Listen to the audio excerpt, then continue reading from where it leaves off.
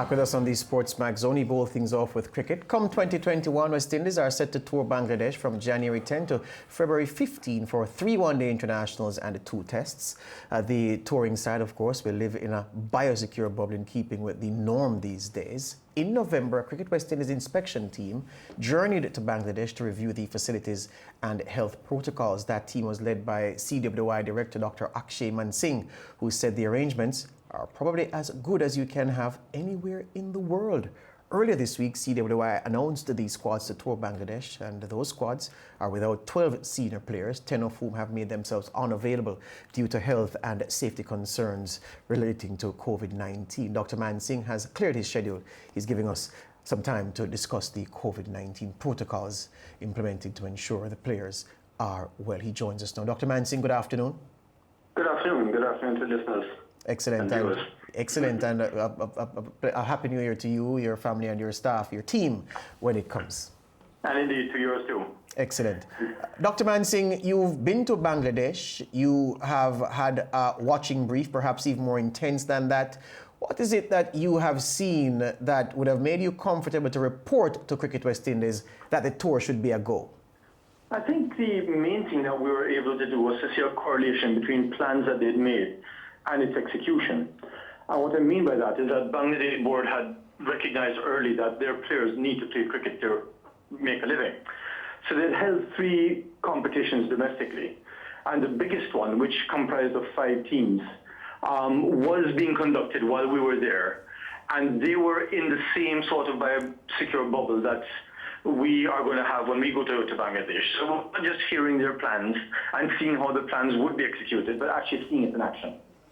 In terms of the effect that COVID-19 has had on life in Bangladesh, is there any worry or is there cause for optimism when that situation is concerned, given the players will be, well, let me rephrase the question. Given the situation in Bangladesh where COVID-19 is concerned, are you satisfied that those protocols are rigid enough to withstand any effect of the situation in the broader environment around the bubble the players will be in?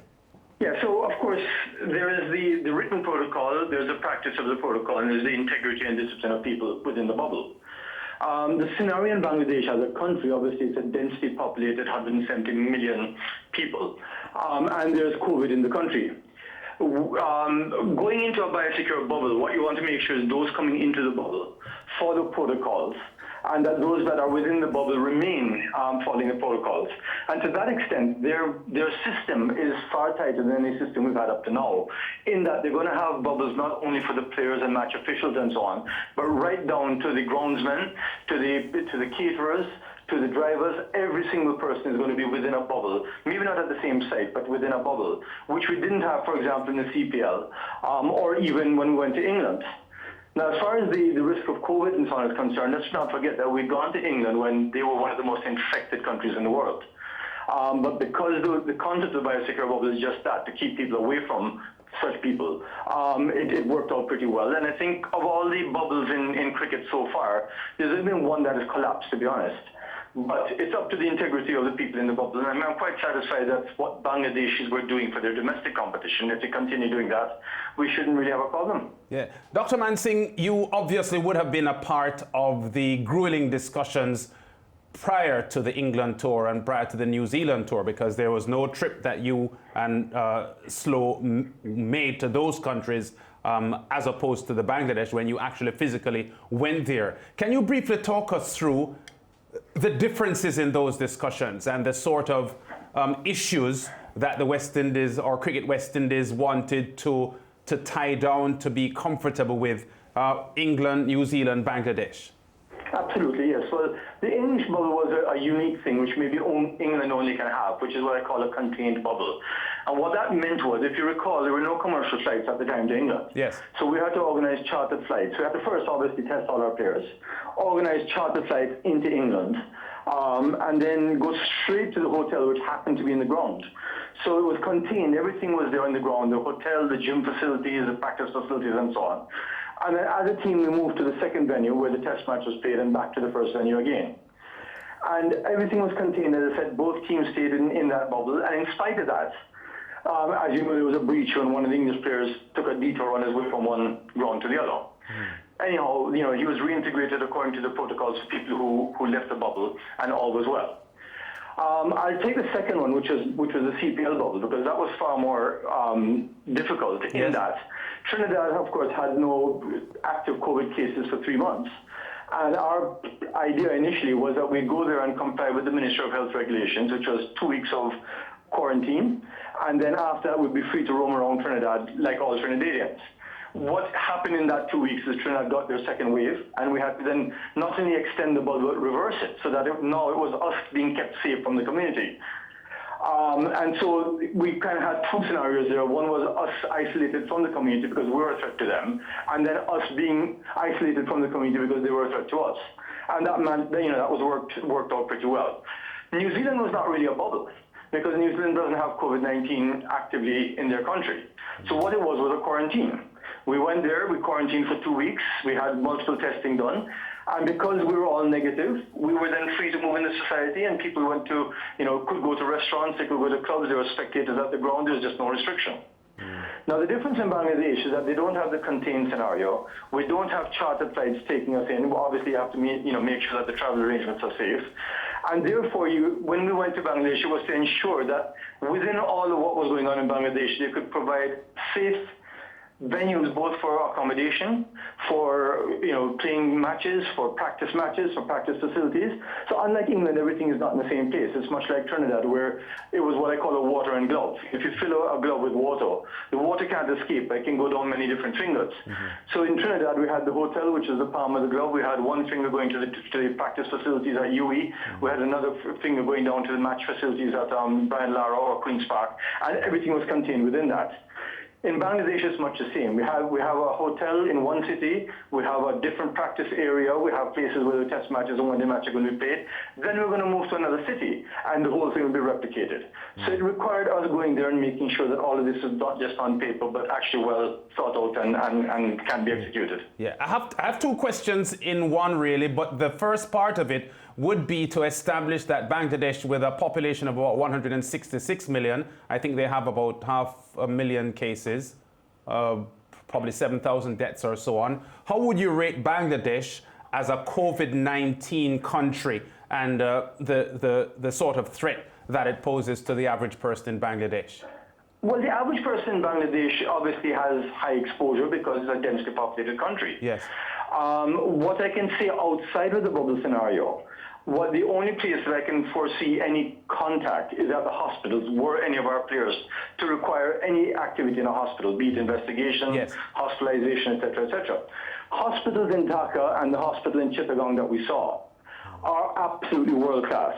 In fact, to be honest, there are no hospitals like that in the Caribbean.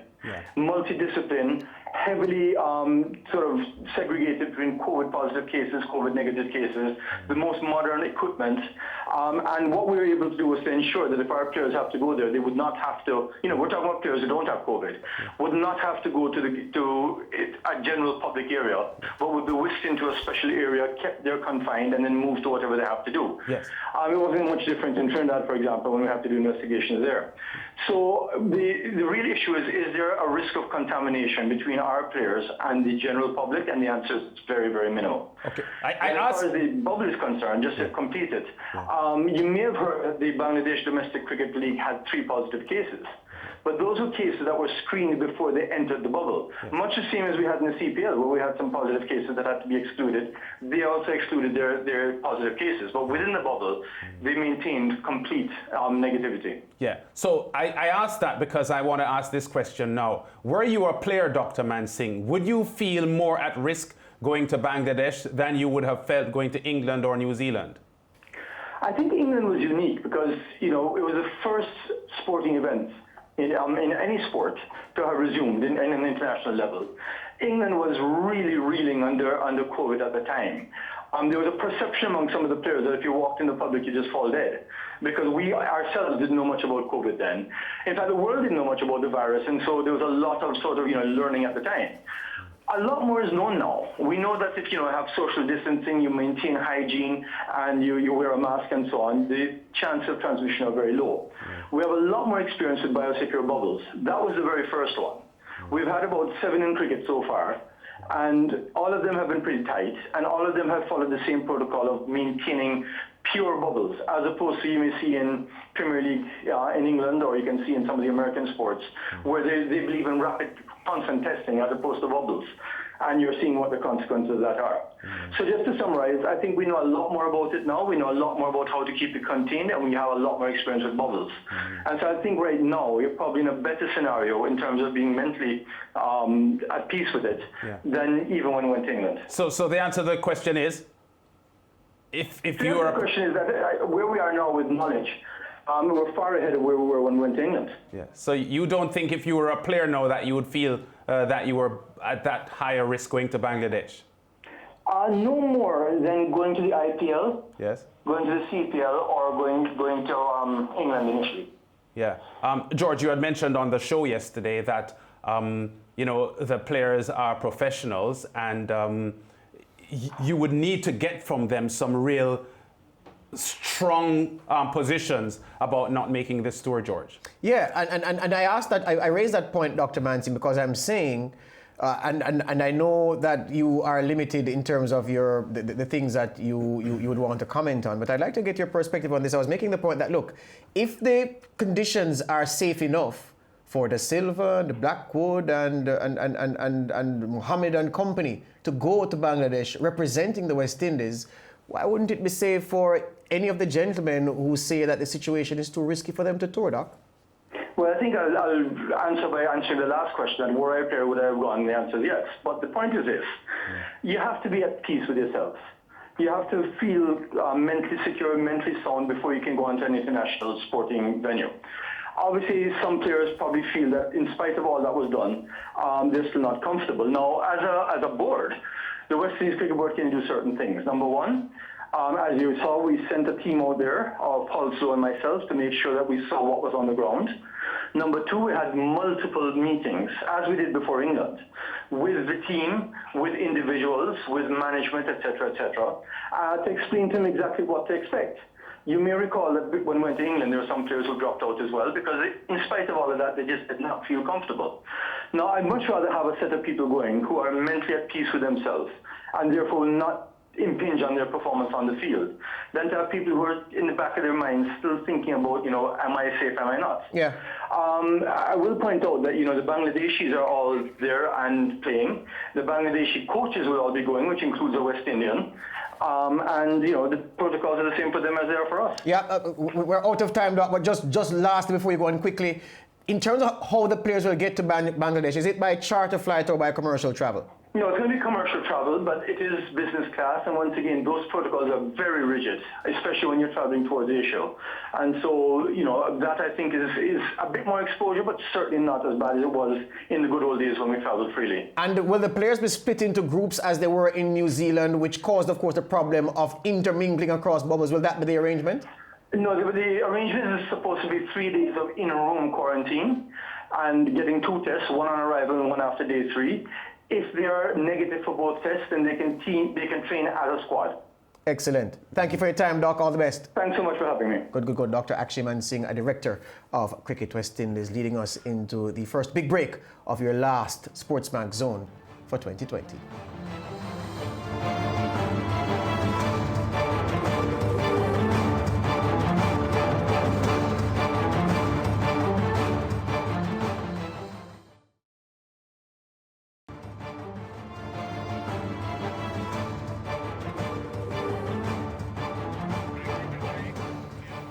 We are back on the SportsMax Zone, continuing with cricket and the West Indies' upcoming tour of Bangladesh. The Caribbean men are set to tour the South Asian nation from the 10th of January to the 15th of February for 3 one-dayers and 2 tests. Much has been said about the squad selected for the tour after 12 senior players opted out. 10 have cited health and safety concerns over COVID-19. And the other 2 have cited personal reasons. Test captain Jason Holder and white ball skipper Kyron Pollard are among those not travelling. The absence of the senior players has given the likes of Kavem Hodge, Kyle Mears and Shane Mosley their maiden test call-ups. Joining us to assess the strength of the squads is international cricket commentator Fazeer Mohammed, a huge Liverpool fan. They head into the new year as EPL leaders. Faz, welcome to the SportsMax Zone. A lot has been said, first of all, about this squad that has been selected, both the Test and the ODIs, for this Bangladesh trip. And a lot of controversy. The first, I would say, topping the list, the Shamar Holder omission from the Test unit. Yeah, that's a really surprising one. Good evening, everyone. Good evening to the entire team there at SportsMax. Because he certainly looked as if there was a lot of promise when he played his first Test match, that second Test match in New Zealand, and therefore it's difficult to work out why he would have been left out. Actually, to be quite honest with you, I didn't notice that he was left out until it was mentioned in another discussion, because I took it for granted that you would have been in the Test squad, especially with so many other players being unavailable. Well, Roger Harper has responded to questions about his omission, including an appearance on the SportsMax Zone on Wednesday evening. And he has suggested that they have picked a squad that they feel will suit the conditions in Bangladesh. And he suggested that while Shamar was impressive in New Zealand, yes, and it would have been good to include him, they just couldn't find a space for him. Is that a good response as far as you're concerned? Not by my reckoning. First of all, I have to acknowledge I am just an observer of the game. I have no pedigree in the game whatsoever. So obviously, if you're talking about credibility in the game, Roger Harper is streets ahead together with his fellow selectors. But based on what I saw of Shamar Holder, not just in that Test match in New Zealand, but playing for the West Indies 18 against India A, he had the Bayan Lara Cricket Academy in South Trinidad. I certainly felt that if you had to make room for him, especially given the situation of players being unavailable, I would have thought that you would make room for someone like a Shamar Holder. So, yeah, for what it's worth, I'm not at all satisfied with that explanation. Yeah.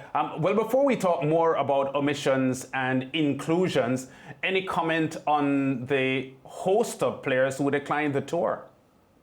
I think we are dancing around what people probably suspecting, in the sense that everyone was far more confident in the organizational ability of England, of New Zealand, of Australia, and certainly of India, because India are the money people of the game. If it was India, the paupers of the game, at least as far as they would have been regarded 20 or 30 years ago, with no IPL and no economic might, the attitude might have been different. So now we have a discussion that has been going on even before we got the announcement about the players not being available.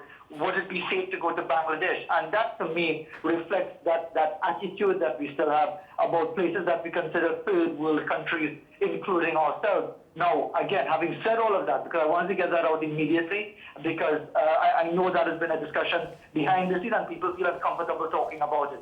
Would the same decisions have been made had it been BBL in Australia, had it been IPL in India, had it been New Zealand or England, or if they were seriously impacted by COVID-19? Now, I also respect that the players might be tired.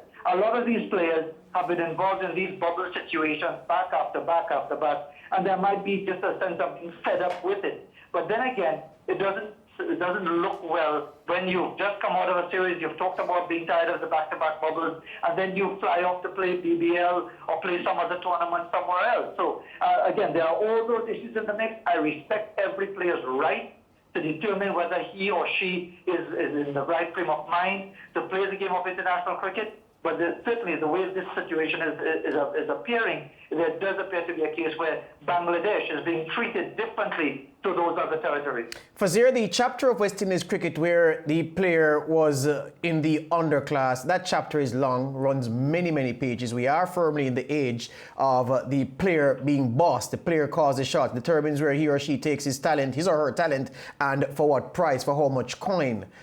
Isn't there, though, a strong argument, Fazeer, that you think can be made by those West Indies cricket lovers who say, look, those players who chose not to go have perhaps failed the commitment to West Indies cricket test, and those who have answered the call to go should not be put in an egalitarian position with the rest who didn't want to go. In other words, those who chose to go should be given special consideration for selection down the road, and perhaps those who chose not to go should not be treated in the same way. Is there a strong argument, a strong case to be made for that kind of thinking to be made to selection down the road? I hear what you're saying, George, but I respectfully disagree. Because, again, we don't know what the individual situations are. And I understand your point as well about player power. And I fully accept that and respect that players now, because of their economic pulling power in so many other jurisdictions and franchise tournaments, they can pick and choose. But that's where the selectors have to come in. That's where the CEO, where Jimmy Adams will have to come in, someone like him together with Johnny Grave will have to come in. And whether or not the situation is one where the players are being convenient with the situation or are genuinely concerned or genuinely fearful as to whether or not those who have been left out should now face the brunt of probably being recognized as picking and choosing and therefore being left out. Again, that would be unfair if it is their legitimate concern. By the same token, those who are selected now, if they perform supremely well, then there's every reason for them to command selection the next time around. But it shouldn't be a situation where just because you've shown loyalty, that you've made yourself available, that you should automatically be at the top of the rank. The reason I say that is that, and I use the word just because, not to diminish the value of loyalty, because for many of these players, they could have been saying, well, you know what? I would have never seen the light of day in a West Indies Test team if this didn't happen. And I'm going come hell or high water. And it's about taking advantage of that opportunity. So it's a gray area, George. It's not a definitive answer that I could give you because I think there are too many variables involved. Perhaps grayer than my turtleneck. But here's the thing now, Fazeer. Isn't this a sign, or what, more than a sign, isn't this confirmation in the argument, in the discussion about where West Indies cricket is and the strength of West Indies cricket? People will say, Fazeer, if this were a competitive team, the frontline players wouldn't turn down an opportunity to represent that team. They'd say, look, if you take football, take any of the leading football nations in the world, do you think that any of the top players for, say, England or Spain or, don't want to say Germany, they're rocking right now, the Netherlands or Brazil or anybody would turn down a call to a major tournament, to turn down a call to go on a big assignment, knowing that there are other players waiting in the wings who could take the chance and take their place? But because West Indies cricket is like a cup of weak tea, they can afford to not go, knowing fully well the selectors will have to call on them in the future because the replacements, the second and third stream guys, aren't a patch on them who aren't themselves world class. Well, you've just answered your own question. Those who can, and we're under the assumption, those who are the first choice players, what are their numbers? Their numbers are mediocre anyway. So are we talking about players who actually believe that they are undroppable on the basis of averaging 30 odd or high 20 or taking wickets of 35 to 40 runs apiece? Those players are undroppable. But the bigger picture as well is we've had these situations before. Famously, Kerry Packer series, the players made themselves unavailable for a tour of India. A certain Malcolm Marshall was one of those who took advantage of that opportunity, and quite a few others. Not so long ago in Sri Lanka, 2005, in the midst of another industrial dispute, the likes of Chris Gale, Ramnari Sarwan, Brian Lara, Wavell Hines, and a couple others were not selected for the West Indies team. Other players took the opportunity. Some capitalized, others didn't. So it's always going to be that sort of situation. West Indies cricket is at a very low ebb. And even if you have a situation where players feel that they're undroppable, I don't know why they would, because their numbers are very ordinary. Yeah, and I end with this question again, Fazeer. I mean, what I firmly believe, loyalty has to have its reward. And within the construct of West Indies cricket and the variables involved, I know it's hard to reward a man for loyalty simply because he turned up and answered a call when others didn't. But isn't this at the heart of what is wrong with West Indies cricket? The lack of commitment and the distracted focus, if I may coin that phrase. Loyalty has to be rewarded, and if I answer the call in this difficult time to spare the West Indies the embarrassment of disrupting the World Test Championship schedule, of compromising their ability to qualify for the next ICC Limited Overs tournament, which the ODI series is a part of the matriculation process for, isn't there a claim to be made that my loyalty should be rewarded in some simple way, even beyond the fact of my performance in Bangladesh, Fazeer? I hear you again, Joe, but again, how do you prove definitively that someone's unavailability is an act of disloyalty? would there be other consideration? And that's why you're wearing grey. That's why you're also wearing West Indies burgundy, which is also known as maroon. The issue is, George, why are we even talking about a situation like this? How come is it we have a situation in West Indies cricket that we are having these discussions about player loyalty, about player commitment, about player dedication to the cause? Yes, other territories would have had their odd occasion, but this seems to be a common element in West Indies cricket. Why is it so? Why is it that in our West Indies environment, when you've got other jurisdictions like New Zealand, like South Africa, where they have their own challenges as well and are also struggling in different ways, that they still seem to be able to get their best players to make themselves available on a regular basis? Why are we continuing to have this discussion in West Indies cricket about loyalty or lack of loyalty when it comes to representing the regional team? Yeah, let that question hang, let it resonate, let it marinate. You've given them food for thought, Fazeer. I hope and expect them to do the dishes. As we go to the new year, Faz, all the best to you and your family and your staff at your business, and Liverpool, Manchester United. Let's hope that those two fight for the title, the two most decorated clubs in English football. What a thing it would be if those two battle it out to be crowned the champions 2020-2021 season. Gentlemen, you never know what could happen. Let's wait and see how things go, but it's always enjoyable to have a discussion with you guys. Take care. All right, Fazeer, Happy New Year. Yeah, Lance, look, let me tell you this. Yes. Look, I respect a man's decision to not tour under certain circumstances, but when I examine the facts and realize that players who have healthy bank balances can choose to not well, I'm happy for that they're in that position, that the players have the power. Yes. But it just seems a way to me, and I just like that loyalty. My loyalty should be rewarded. I'm a strong believer in reward my loyalty, because loyalty is a critical part of how businesses operate, how successful teams operate, how the world runs, Lance. Yeah. Kudos to the senior players who are going on Yes. the tour, players who were considered sure picks for the team, so they have stood up and answered the call. But there are others, as Faz mentioned earlier, George, that they wouldn't have had an opportunity otherwise. So it is sort of automatic for them to grab this opportunity with both hands.